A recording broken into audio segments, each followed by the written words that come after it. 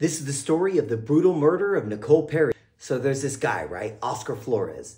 He works for the Public Works Department in South Texas, you know, picking up trash, laying out road signs, things like that. So he heads out to this area to do some cleanup. Him and his coworker, they get out of the truck. They notice 4 black bags that seem to be freshly discarded, which wasn't unusual, you know, because people dump trash there all day long. So they throw the first 2 bags of trash in the truck. Oscar goes to lift up the 3rd bag, and it's heavy. So heavy he can't even lift it himself. So he tells his coworker, "Hey, come help me get this one in the truck." It's so heavy the bag rips open. As soon as it rips open, they notice a strand of human hair pop out of the bag. Oscar said, "At first I thought it was a dead animal, but I just got this really eerie feeling." Coworker says, "I noticed a silver chain drop out of the bag as well." So they're freaking out, right? They call their supervisor. Supervisor calls the sheriff's department. Sheriff's department comes out to investigate. What do they find in the bags? Well, they find Nikki's head, Nikki's body, a pair of shoes with Nikki's name on it, and they also find that the bags are full of kitty litter, which is strange, but I'm assuming it was to help soak up the blood. So it'd be like 2 weeks before they knew what happened to Nikki. Turns out Nikki is a drug addict. So they aim their investigation that way. They start interviewing all the local drug addicts to try to find out where Nikki hangs out at. So they find out where Nikki hangs out at, and they start interviewing the drug addicts that also hang out there. So they interview these 2 people, Randall and Vanessa. Randall turns out to be Nikki's long-term boyfriend. Vanessa, Nikki's best friend. So the police are excited, right? They're heading in the right direction. Then they get real excited because the first thing that Randy says is, "I was there the night she was murdered, and so was Vanessa."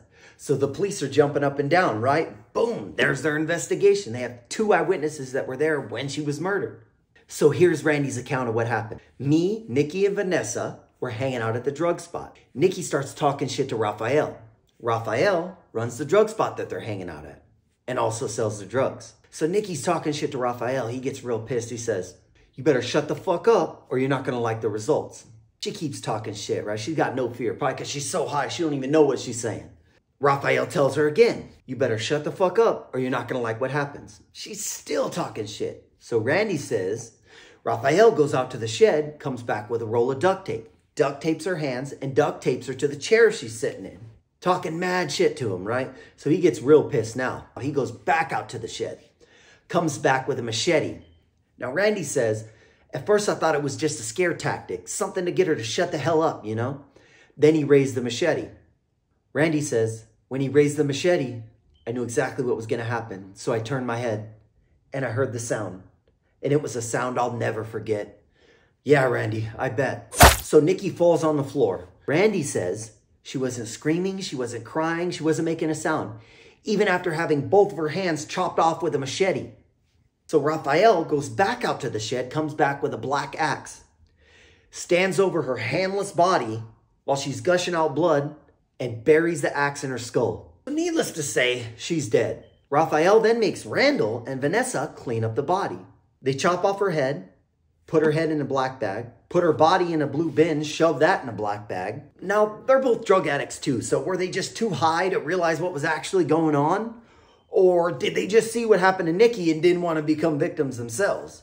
Then Randy says, "I forgot about her hands. I forgot to put her hands in the bag, so I just put them in a plastic bag and put them in a crock pot." Drugs, man, they fuck you up. So, the police arrest Raphael, charge him with first-degree murder. 2 years later, he goes to trial. Trial only lasts 2 weeks, which is kind of short for a murder trial. Jury only deliberates for 2 hours, less than 2 hours. Come back with a guilty verdict. Guilty of first-degree murder. Raphael sentenced to 70 years in prison with no chance of parole.